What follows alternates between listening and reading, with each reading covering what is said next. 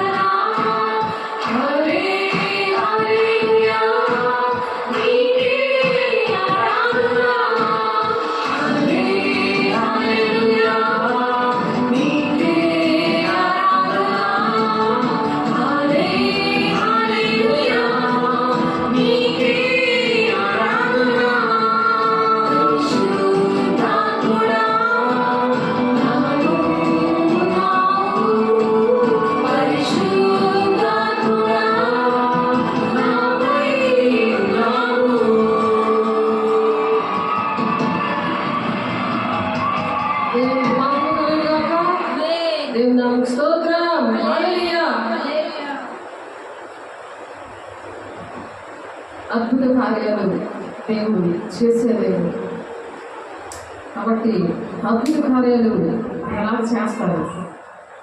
దేవుడు మనలో ఉంటే పరిశుద్ధాత్మ దేవుడు మనలో ఉంటే ఏ విధంగా మరి అద్భుత కార్యాలు చేస్తాడు అనే విషయాలు మరి పరిశుద్ధాత్మ పొందుకున్నప్పుడు, పరిశుద్ధాత్మ బాప్తీసం పొందుకున్నప్పుడు మరి యేసయ్య కూడా అద్భుత కార్యాలు చేశారు. అలాగా నన్ను పోలి నడవండి, నాకన్నా మీరు గొప్ప కార్యాలు చేస్తారన్నారు. కాబట్టి అపోస్తలుల కార్యము 8వ అధ్యాయంలో 5 నుండి 8 వచనాలు చూద్దాం. 8వ అధ్యాయం అపోస్తలుల కార్యములు చూడండి. తీయవలసిన వాళ్ళు తీయండి, మీకోసం చదువుతున్నాను. చదవలేని వాళ్ళ కోసం నేను చదువుతున్నాను, జాగ్రత్తగా వినండి. అద్భుత కార్యాలు ఎవరు చేద్దామనుకుంటున్నారో ఒక అద్భుత కార్యం దేవుడు చేశాడు. ఈరోజు దేవుడు ఇనోష్ అనే నామకరణం దేవుడు చేపించారు. ఈరోజు మధుడి బిడ్డకి మరి పాప పుడతాదని మరి కలలో మనకు వచ్చింది. కానీ దేవుడు చెప్పినట్లుగా ప్రవచనాత్మకమైన బోధ వింటూ అలాగ బాప్తిసం తీసుకొని పెరిగినందుకు మరి మధ్యలో తప్పిపోయిన ఆదాము హవ్వలు తప్పిపోయి కయ్యను హేబెల్ని కన్నప్పుడు మరి కయ్యను అర్పణ దేవుడు అంగీకరించలేదు. మరి ఎందుకు అంగీకరించలేదంటే లోకానుసారమైన జీవితం, మనుషుల ఆలోచనలు బట్టి నడవడం బట్టి మరి హేబెలు తమ్ముడు హేబెలు చంపేస్తే మరి హేబెలు చనిపోయినప్పుడు షేతు మరి దేవుడు ఇస్తాడు. ఆ వాక్యము షేతు విషయంలో ఆదికాండం 5వ అధ్యాయం 3వ వచనంలో ఉన్నది. ఆదాము 130 ఏళ్ళు బ్రతికి తన పోలికగా తన స్వరూపముల కుమారుని కని అతనికి షేతు అని పేరు పెట్టాడంట.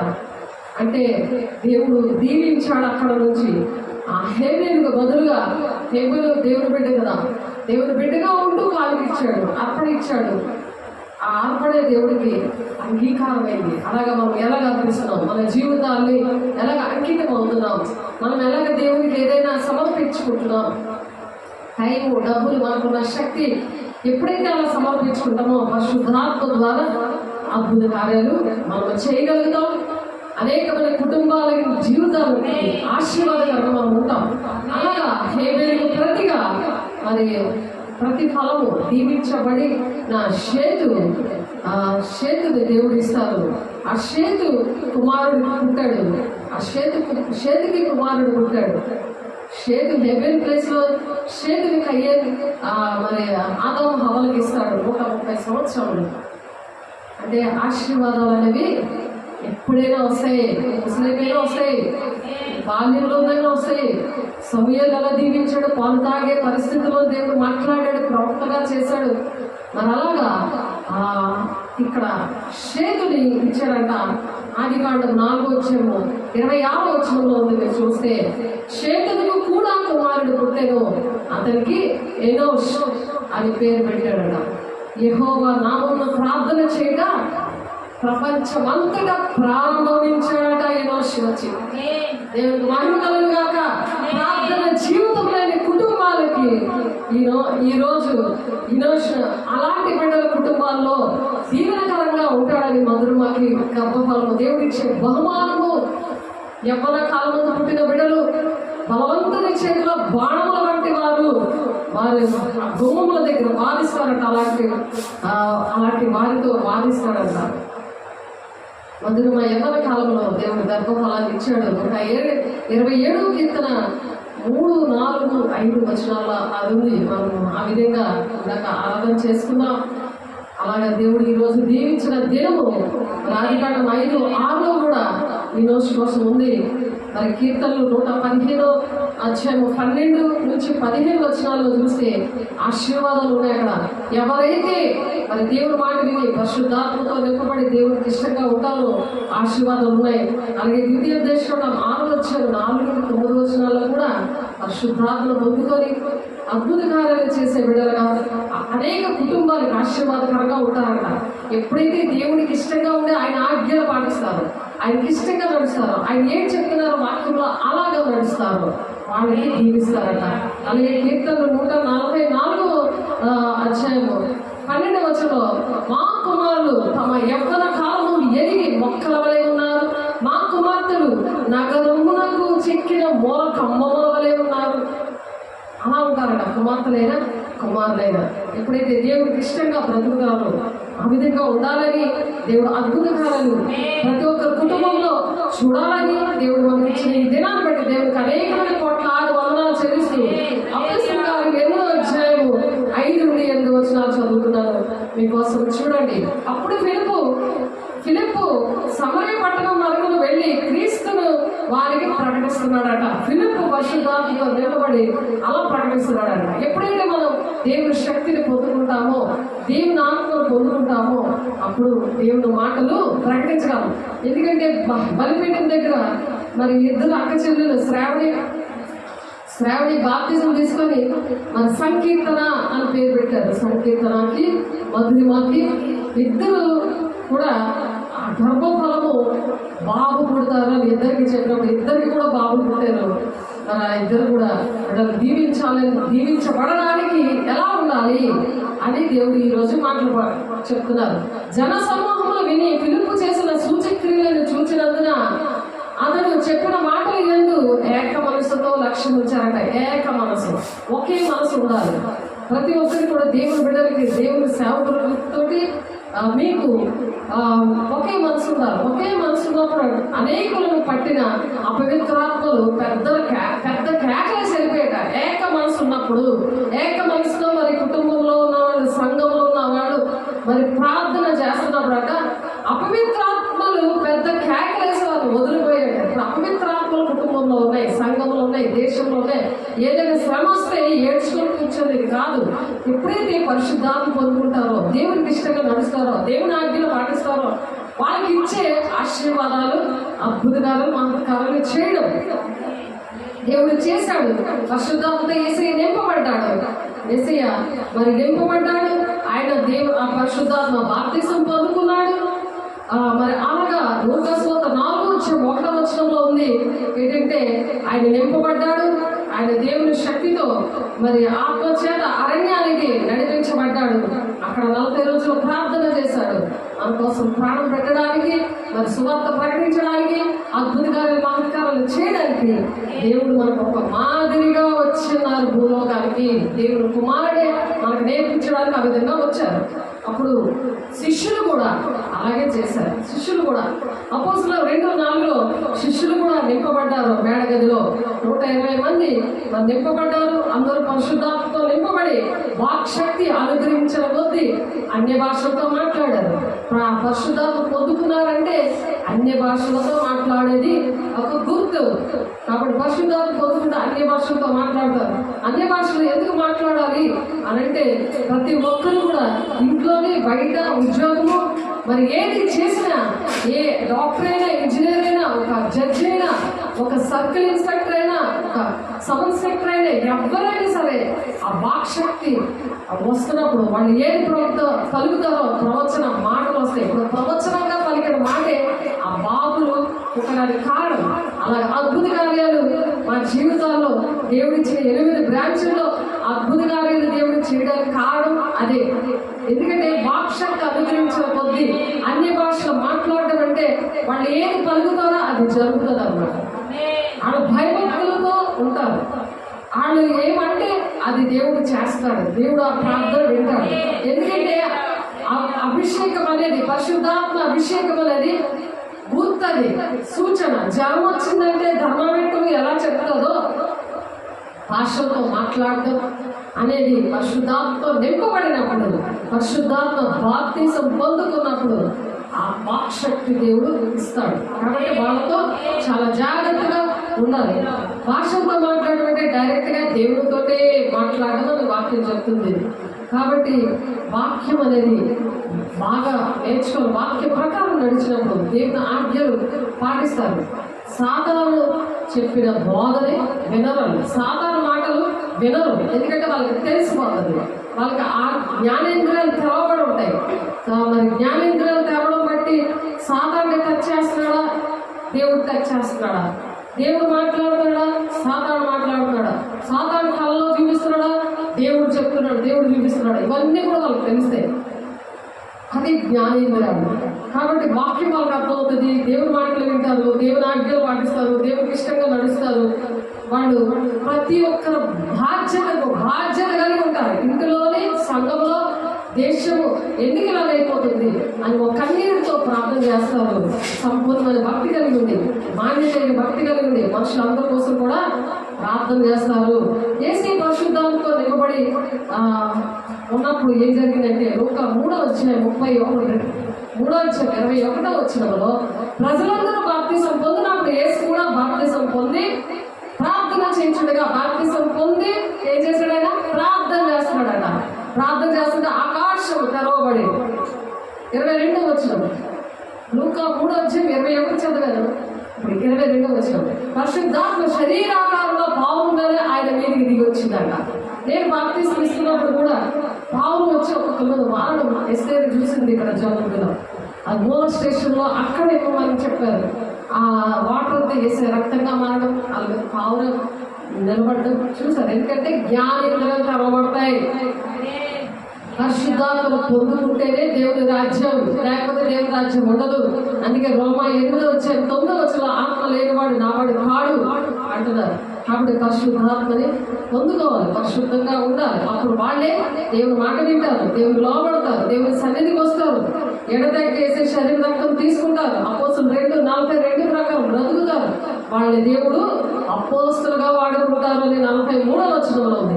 కాబట్టి దేవుడు పరిశుద్ధాత్మ బాప్తిసం దేవుడు తీసుకున్నారు, ఆయన చేశారు. అలాగే చేసి వాళ్ళు పౌలు గారు చేశారు, శిష్యులు చేశారు. క్రీస్తుల పోలు నేను నడుస్తున్నాను, నేను నన్ను పోలు నడవండి. ఒక మాదిరికరంగా భక్తులు ఆ విధంగా మనల్ని నడిపించడానికి మన మధ్య నుండి చనిపోయినా సరే వాళ్ళు మరి ఫిబ్రవరి పత్రికలో ఉంటుంది కదా 11వ అధ్యాయంలో, ఫిబ్రవరి పత్రిక 11వ అధ్యాయంలో మనం చనిపోయినా సరే ఎలా ఉండాలి అనే విషయం అక్కడ ఉంటుంది. అదొక మాట చదువుతున్నాను, ఒకసారి చూడండి. మీ వాక్యం బైబిల్లో చూడండి. ఫిబ్రవరి రాసిన పత్రిక 11వ అధ్యాయంలో 4వ వచనంలో, విశ్వాసం బట్టి హేబేలు కయ్యని కంటే శ్రేష్టమైన బలి దేవునికి అర్పించను. దేవుడు అతని అర్పణ గురించి సాక్ష్యం ఇచ్చినప్పుడు అతను ఆ విశ్వాసం బట్టి నీతిమంతునిగా సాక్ష్యం పొందును. అతను మృతి నొందినను ఆ విశ్వాసం ద్వారా మాట్లాడుచున్నాడు. చచ్చిపోయిన సరే మాట్లాడుతున్నాడు కదా హేబేలు. చూడండి, హేబేలు చచ్చిపోయినా సరే మాట్లాడుతున్నాడు. అలాగే మనం చచ్చిపోయినా సరే మన మాటలు చచ్చిపోవు. ఏలియా మోషే యేసుకి సహాయం చేయడానికి దర్శనంలో కనిపించారు. శిష్యులు మాటలు వినట్లేదు.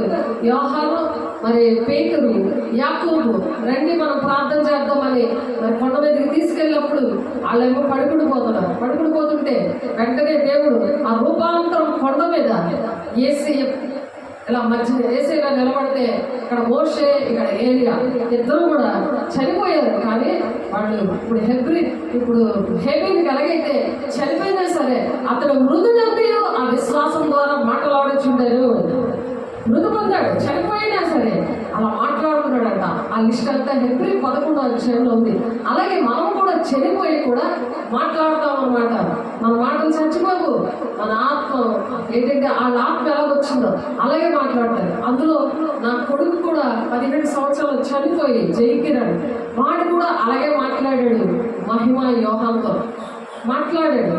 మరి నేను చేసిన పరిచయం 3 రోజుల నుంచి వాళ్ళకి చీకటి వెళ్ళగొట్టడం, ముగ్గురికి మహిమ, క్రాంతి, మరి ఎలిజబెత్, వీళ్ళకి ప్రార్థన చేయడం, చీకట్లు వెళ్ళగొట్టడం, వాళ్ళ విషయాల్లో బంధకాలు విడగొట్టడం, వాక్శక్తి అనుగ్రహించడం కొద్దీ అన్ని భాషలు మాట్లాడుతుంటే దేవుడు ఈ వరాలు ఆన్ చేస్తారు. అలాగే వాళ్ళకి చేస్తున్నప్పుడు బాబు కూడా అలాగే వచ్చి పరలోకం కూడా వచ్చి వాడు కూడా దేవతలు సమూహంతో దేవుడితో నేను చేయలేనిది, నాకు రెస్ట్ లేదు, 3 రోజులు రాత్రి పనులు చేయడం రెస్ట్ ఉండదు కదా ఇంటికి. ఆ పరిస్థితిలో తను అక్కడ సేవ విషయంలో సహకరించాడు. మృతి పొంది కూడా ఎలా పొందాడంట? నీతిమంతుడని సాక్ష్యం పొందాడంట. అతని విశ్వాసం బట్టి నీతిమంతుడని సాక్ష్యం పొందను. అతడు మృతి నొంది ఆ విశ్వాసము ద్వారా మాట్లాడాడు బాబుతో. మమ్మీని, అమ్మని విడిచిపెట్టద్దు, అమ్మ అలానే నేను దేవుని రాజ్యంలో ఉన్నాను అని చెప్పాడు. నేను బాప్తిస్మం ఇచ్చాను వాడికి, అందుకు దేవుని రాజ్యంలో ఉన్నాడు. ఎంత సంతోషం అది. ఆలోచించండి. ఇటువంటి కార్యాలు, అద్భుత కార్యాలు, మహత్కార్యాలు, సూచక్రియలు దేవుడు చేస్తాడు. ఎవరు అది నశించిపోతున్న వాళ్ళకంటే అది వేరే తనగా ఉంటుంది, వాళ్ళు నమ్మలేదు. కానీ వాక్యం చెప్తుంది. కాబట్టి వాక్యం, మన సాక్ష్యం వాక్యంతో కోయిన్సైడ్ అవుతుందా లేదా, అది దేవుడు సాక్ష్యం పొందాడట లేవేది. అలాగే విశ్వాసం అంటే హానోకు మరణము చూడకుండానట్లు కొనిపోబడ్డాడు. మరణమే చూడలేదు కానీ దేవుడితో వెళ్ళిపోయాడు.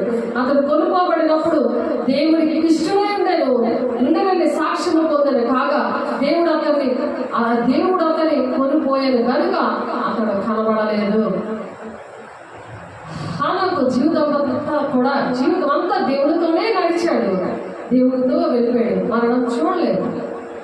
కాబట్టి ఇటువంటి సాక్ష్యం, విశ్వాసం లేకుండా దేవుడికి ఇష్టమేమిట అసాధ్యం. మనం దేవుడికి ఇష్టంగా ఉన్నామో లేదో చెక్ చేసుకునేదే పరిశుద్ధాత్మ దేవుడు వాక్శక్తి. కాబట్టి అనేకలు పట్టిన అపవిత్రాత్మ మాట పెద్ద కేకలు వేసి వదిలిపోయాట, వేసి చేశాడు ఈ కార్యాలు. కాబట్టి మార్పు లేని జీవితాలు, మరి అలాగా పరిశుద్ధాత్మ కొనుక్కోకుండా దేవుడు మనతోనే ఉన్నాడు అని రుజువు ఏంటంటే నాలో ఉన్నాడు అని మాట్లాడుతున్నావా, ఎంత హ్యాపీగా ఉంటుంది, ఎంత సంతోషం ఉంటుంది. నాలో ఉన్నాడు, నాతో ఉన్నాడు. ఈ కవరుల్లో లేకపోతే పర్లేదు, ఆలోచించండి అది ఎంత హ్యాపీనెస్. సృష్టికర్త అయిన దేవుడు భర్త ఇవ్వండి, నాలో ఉన్నాడు, నాతో ఉన్నాడు కాబట్టి నేను చేయగలుగుతున్నాను, ఎవరు అవసరం లేదు అని అనిపిస్తుంది. మనుషులు ఏంటంటే ఏడిపిస్తారు. కాబట్టి మనుషుల మాట వింటున్నామా, దేవుడి మాట వింటున్నామా? దేవుడి మాట వింటే చనిపోయినా సరే మనం మాట్లాడతామంటాం.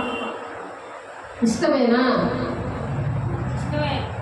కాబట్టి ఇష్టమైన ఆ నన్న వాళ్ళతో దేవుడు ఉంటాడు. ఇష్టం నోరిప్పు లేకపోతే ఆ ఆశీర్వాదాలు ఉండవు. నోరిప్పాలి.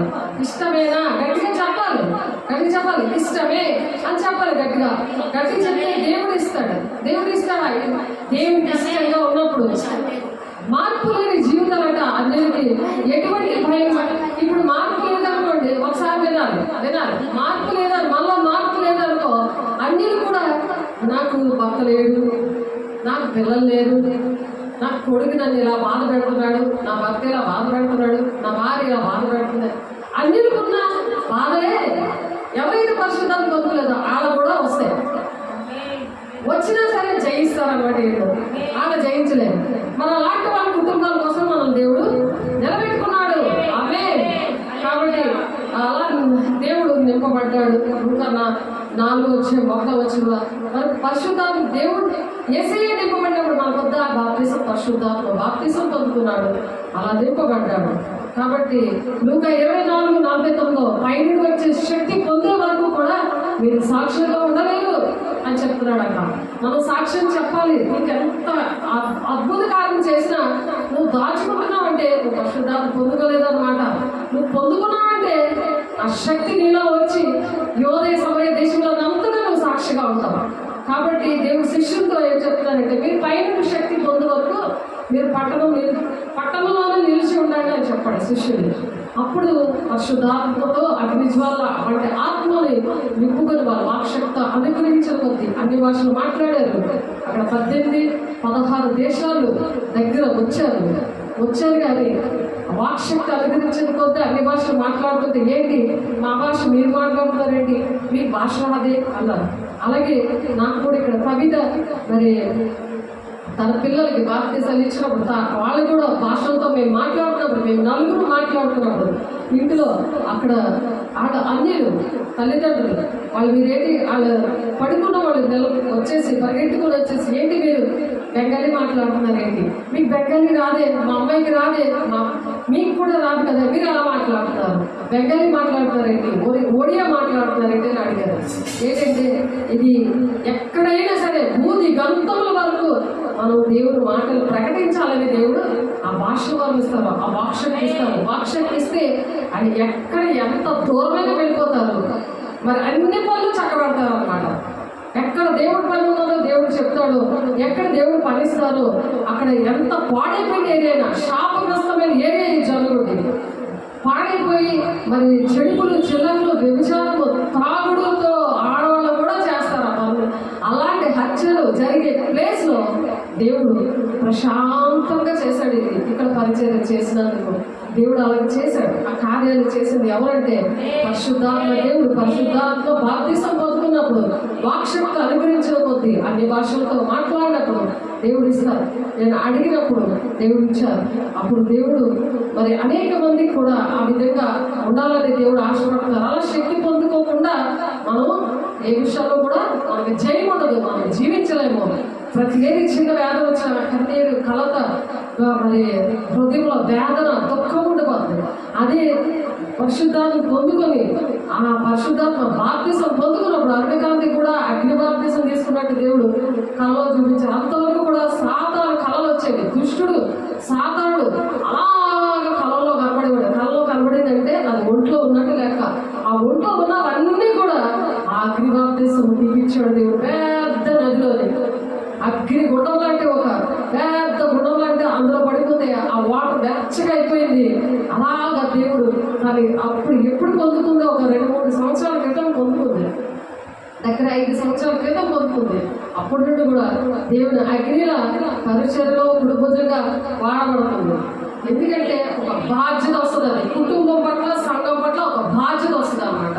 అలాగే పౌలు గారు కూడా ఇక్కడ తన గుండెలో జారిపోయినట్టు అలాగో ఉందని తను చెప్పేవాడు. 65 సంవత్సరాలు దేవుడు 11వ సంవత్సరం నుంచి కూడా తన దేవుడు ఎవరో తెలియదు, తెలిసినా మాట్లాడట్లేదేంటి అని ఒక కోపం, ఒక ఉగ్రత ఆయనలో వచ్చేసింది. ఒక కోపం వచ్చింది. ఎందుకంటే నేను దిద్దుబాటు చేసుకున్నాను అన్నాను. ఎందుకు దేవుడు మాట్లాడట్లేదు? ఎందుకు మాట్లాడలేదు దేవుడు? నేను పాపం అంతా ఒప్పుకున్నాను కదా, ఎందుకు నాతో మాట్లాడలేదు? 21 రోజులు తలుపులు వేసుకొని తలుపులు కొట్టిన అన్నం తినకుండా ప్రార్థన చేసుకొని అంటే పాపాలను ఒప్పుకొని పాపాలు ఒప్పి చేస్తానే అని ఉన్నది కదా ఇప్పుడు వాక్యం. యోహాను 16:8 ఆయన వచ్చి పాపం గురించి నీతి గురించి ఒప్పింప చేసే ఆత్మను కొమ్మరిస్తేనే పాపాలు ఒప్పుకుంటారు. ఇప్పుడు అతను ఆత్మతో నింపబడలేదు. అప్పుడు అందుకనే పరిశుద్ధాత్మ అప్పుడు పొందుకోలేదు. కానీ ఎప్పుడైతే రాయలసీమ దేవుడు ఇక్కడికి నన్ను చూపించి అదిగో నా దేవుడు బిడ్డ అక్కడ ఉంది వెళ్ళు అని చెప్పినప్పుడు, ఎప్పుడైతే బాప్తిసం తీసుకున్నప్పుడు తను మోకరించి తను ఏంటంటే అగ్ని అభిషేకం అడగలేదు. కానీ మేము ఇంకొకరి కోసం, ఒక ఆమె కోసం మేము ఇద్దరు కలిసి ప్రార్థన చేస్తుంటే ఇక్కడ బలిపీఠం దగ్గర నుంచి అగ్ని వచ్చేసి ఆయన మొత్తం ఆయన మీద పడిపోయింది. ఆయన్ని అంటే పొద మండుతుంది కానీ ఆ పొద కాలలేదు అని వాక్యం ఉంది కదా. అలాగా తన కాలలేదు కానీ అలా మండే అగ్నిగా దేవుడు చేశాడు. అంటే మండే అగ్నిగా అంటే పాపాన్ని కాలుస్తాడు, మనం కాలిపోవాలి. అగ్ని అనేది అగ్ని జ్వాల అంటే ఆత్మ. మరి ఆ మేడగద అనుభవంలో అందరి మీద రాలింది కానీ అగ్ని లాగా కాలిపోయింది. పావులు శరీరాకారంలో వచ్చిందని వాక్యం ఉంది కదా. ఆ పావులు లాంటి మనసు వస్తుంది. అది నిష్కలంకమైన హృదయం ఉంటుంది అన్నమాట. యథార్థమైన మనసు ఉంటుంది, ప్రేమించే మనసు ఉంటుంది. అది పరిశుద్ధాత్మ దేవుని యొక్క లక్షణాలు. ఆయన దేవుడు, ఆయన మన పక్కనే ఉంటాడు. మనకి పరిశుద్ధాత్మ దేవ నాలోకి రండి అని ఆహ్వానించాలి. మనం పరిశుద్ధంగా ఉండాలి. రోజు పరిశుద్ధాత్మ పొందుకోవాలి. నువ్వు నిర్లక్ష్యం పెట్టావు అనుకో, యేసయ్య దేవ తండ్రి అనే ప్రార్థన కాదు. పరిశుద్ధాత్మ దేవ నాకు సహాయం చేయ. ఎందుకంటే తండ్రి అయిన దేవుడు సింహాసనం మీద ఉన్నాడు పరలోక రాజ్యంలో. తండ్రి చిత్తాన్ని చేసి కుమారుడు తన కుటుంబార్షణ ఆశ్రయుడై ఉండి మన కోసం ప్రార్థన చేస్తున్నాడు, విజ్ఞాపన చేస్తున్నాడు. కానీ ఆయన వెళ్ళిన తర్వాత మనకి పరిశుద్ధాత్మ దేవుడిని సహాయంగా ఇచ్చాడు. మనం ఏ పరిస్థితిలో ఉన్నా సహాయం చేయడానికి ఆయన అడగాలి. ఆయన కోసమే అడిగి ఆయన రమ్మని చెప్పాలి. పరిశుద్ధాత్మ దేవుడు నాకు సహాయం చెయ్యు, నన్ను ఆయన ఆవరించాలన్నమాట. మనం ఆవరించినప్పుడు ఆయనతో నింపబడినప్పుడు ప్రతి కన్నీరుని తెలిసేస్తాడు, శాపాలు వినిపిస్తాడు, ప్రతి బంధకాలు వినిపిస్తాడు. పరిశుద్ధాత్మ దేవునితో మనం ప్రార్థన చేసే లేక మనసుతో దెయ్యాలు గడగడలాడి కేకలేసి పారిపోతాయి. అది ఇంట్లో కావచ్చు, సంఘంలో కావచ్చు, ఊర్లో కావచ్చు, దేశంలో కావచ్చు. అందుకే ప్రార్థన పరులు దేవుడు ఇష్టపడతాడు. దేవుడు వాక్యాన్ని ప్రకటన చేస్తారు. దేవుడు వాక్యాన్ని దేవుడు పరిశుద్ధాత్మ శక్తి ద్వారానే ఆత్మీయ ఫలము కృపా వరాలు ఇస్తాడు. దాన్ని బట్టి దేవుడు ఎవరు భక్తి పరిమాణం చొప్పున ఆయన అలాగే పనిచేస్తాడు. కాబట్టి దేవుడితో మనం ఆ విధంగా సంతోషంగా గడిపేది పరిశుద్ధాత్మ దేవునితో మనం అలా ఉండాలని దేవుడి మాటలు చెప్తున్నారు. సాతాన్ని మనం అప్పుడు ఎదిరిస్తాం. లేకపోతే సాతానికి లోపడిపోయి ఇంట్లో ఒకరిలోకి సాతాన్ని దూరిపోయి చచ్చిగా ఇన్ని పనులు ఉన్నాయి అన్నాడు లోబడిపోతాను. లేకపోతే దేవునికి లోబడాలి, దేవుని సన్నిధికి వెళ్ళాలి, దేవునితో నేను ఫస్ట్ దేవునికి నేను స్థానం ఇవ్వాలి అని దేవుని ఆత్మ నీతో చెప్తుంటది. కాబట్టి దేవుని లోపలతో సాతాను నువ్వు ఎదిరిస్తావు, అక్కడ వాడు నీ అందరికి పారిపోతాడు, కావైపోతాడు, నేను ఏమీ ఆటంకపరచడు. కాబట్టి సాతాను అబద్ధాలు చెప్తున్నాడు అనుకో, నువ్వు ఎప్పుడైతే దేవుని ఆలయానికి వస్తావో అబద్ధము సాతాను చెప్పిన అబద్ధపు మాటలు వాక్యం అనే ఖడ్గంతో నరుగుతాడు అనమాట. యేసునామములో ఆ నరుగుతుంటే సాతాను నన్ను ఇలా బాధ పెట్టాడు, ఇలాంటి మాటలు అబద్ధాలు చెప్పి నా జీవితాన్ని పాడు చేశాడు అని నీకు అర్థమవుతుంది. వాక్యమైన అర్థంలో నువ్వు సరి చేసుకుంటావు. అలాగే నిన్ను దేవుడు పరిశుద్ధపరుస్తాడు. అలా నింపబడినప్పుడు ఆ జడవకుండా దేవుని మాటకి లోబడతావు, ధైర్యంగా ఉంటావు, దేవుని మాటలు దేవుడికే మొదటి స్థానం ఇస్తావు, మరి వాక్య ప్రకారం నడుస్తావు, దేవుని ఆజ్ఞలు పాటిస్తావు, దేవుడికి ఇచ్చిన బాధ్యతలు, దేవుడు ఇచ్చిన నీకు బాధ్యతలు నువ్వు వహిస్తావు. తండ్రి చిత్తమేంటో తెలుసుకొని తండ్రి పట్ల నీకున్న ప్రణాళిక ఏంటో అని గ్రహించుకొని అలా నడిచి దేవుని రాజ్యానికి వెళ్తావు. తండ్రి చిత్తం నెరవేర్చకపోతే దేవుడు రాజ్యం అనేది ఉండదని మాత్రం 7:21 ఉంటుంది. ఆయన నామంలో మనం దెయ్యాలనుకుంటున్న అద్భుతకారాలు చేసిన దేవుడు రాజ్యం అయితే ఉండదు. వాళ్ళకి ఏం చెప్తున్నాడు? అక్రమం చేయవాలని నాయకుడు కొట్టి మీరు ఎవరో నాకు తెలియదు అంటాడు. కాబట్టి ఆయన నామాన్ని యూజ్ చేసుకోకూడదు. దేవుడు తండ్రి చిత్తం ఏంటో అది మాత్రమే చెయ్యాలి. మార్కు 16:20 ఉంటుంది. మనం వాక్యము ప్రకటిస్తున్నప్పుడు ఆయన సహకార్యం ఉండి మరి అద్భుత కార్యాలు మహత్కార్యాలు మన ద్వారా చేయిస్తాడు. ఆయన పక్కన నుండి మనలో నుండి మనతో మనం అలాగే నింపబడ్డామా లేదని ప్రతిరోజు కూడా చెక్ చేసుకోవాలి. కాబట్టి మరి మీకా 4:10 మరి దేవుడు పిలుచుకుంటాడు. ప్రార్థన ప్రసవేదన కలిగి నువ్వు బిడ్డలు కనాలి, అప్పుడు నీ శక్తుల నుండి విడిపిస్తాను అంటున్నాడు. అలాగే కుటుంబాన్ని బట్టి దేవుడు ఒక్కొక్కరు ఒక్కొక్కలా ఎంచుకుంటాడు. కుటుంబాన్ని బట్టి పిలుపు రాదు, దర్శనం రాదు, ఏదో నీకు ఉద్యోగం ఉందని నేను పిలవడు. కానీ ఎవరికీ సంబంధం లేకుండా నీ ప్రార్థన బట్టి నీ పట్ల దేవుడు ఉన్న ప్రణాళిక ఏంటో దేవుని దగ్గర తెలుసుకొని దేవుని ఆజ్ఞలు పాటించాలి. దేవుని మాటలు విన్నప్పుడు దేవుడు నీకు ఏ ప్రణాళిక ఇచ్చారో, ఏ విధంగా వాడుకోవాలని ఇష్టపడుతున్నారో అలా దేవుడు వాడుకుంటారు. మరి ఇక్కడ చిన్నపిల్లల దగ్గర వాడబడాలని మాట్లాడారు. ఒక ఆమెకి మరి ప్రార్థన చేయాలి, ప్రార్థనా పరులుగా మాట్లాడారు. కొంతమందికి సువార్త చేయమని మాట్లాడారు. అలాగా పిలుపులు దర్శనం అనేది కుటుంబాన్ని బట్టి ఉండదు, మన భక్తిని బట్టి తండ్రి చిత్తము మన పట్ల తండ్రి ప్రణాళిక ఏదుందో అలా దేవుడు వాడుకుంటారు. అలాగా రోమ 12:1-2 వచనాల్లో మరి రూపాంతరము చెందమంటున్నాడు. ఎందుకంటే మనుషులు దేవుడు లోకము అన్యాచారాలు చేస్తూ అలా బ్రతుకుతున్నప్పుడు మరి పేతురు గారిని పౌలు గారే మరి హెచ్చరిక చేశారు, నడిపించారు. అలాగే చాలా మంది సేవకులు ఏంటి, కుటుంబంలో ఏంటి, మరి చర్చల్లో ఏంటి అన్యాచారాలు చేస్తూ మరి ఆ విధంగా నడుస్తున్నారు. అలా నడకూడదని దేవుడు మాట్లాడుతున్నారు. అపోస్తలులు 8:14 పేతురు యోహాను మరి చేతి నుంచి ప్రార్థన చేస్తున్న పరిశుద్ధాత్మని పొందుకున్నారు.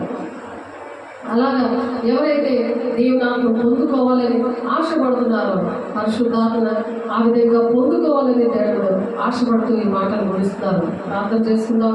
పరిశుద్ధుడా, ప్రేమ గల దేవ, అభిషక్తుడా నాయన, నీ కృపగల నామంలో, నీ మహిమ గల నామంలో అయా నీ శక్తితో ప్రతి ఒక్కటి బిడ్డని నింపండి. అయా నీ మహిమ కోసం వాడుకోవాలని ఇష్టపడుతున్న బిడ్డలందరినీ అయ్యా మరి పేతురు యోహాను ఏ విధంగా ప్రార్థన చేశారు, చేసి ప్రార్థన చేసినప్పుడు సరి చేసుకున్నప్పుడు ప్రభా పాక్షిక విగ్రహించడం కొద్ది అన్ని భాషలతో మాట్లాడదామని ఆశపడిన బిడ్డలు ప్రభా డైరెక్ట్ గా నీతోనే మాట్లాడతాను.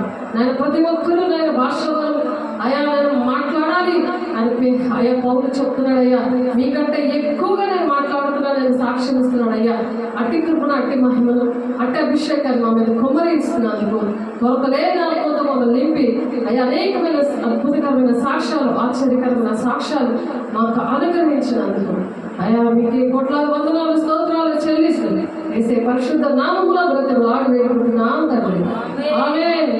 తండ్రి యొక్క దీవెనకు మా నీకు కృప పరిశుద్ధ మీకు నిత్య సహవాసం ఎవరైతే నన్ను చేతులెత్తి ప్రభా నీకోసం ఆయన అయ్యా తండ్రి చిత్తం నెరవేర్చబడాలి నా పట్ల.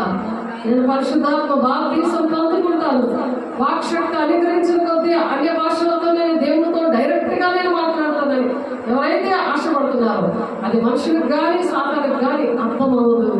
దేవుడే నేను కలిసి నేను అనేకమైన కుటుంబాలు నేను కడతాను, నా జీవితాన్ని ఆ విధంగా దేవుడి కోసం అంకితం ఇస్తున్నా అన్న వారు ప్రతి ఒక్కరికి కూడా సదాకాలము తోడై నడిపించును గాక. ఆమేన్. God bless you. దేవుడు మిమ్మల్ని దీవించి ఆశీర్వదించును గాక. ఆమేన్.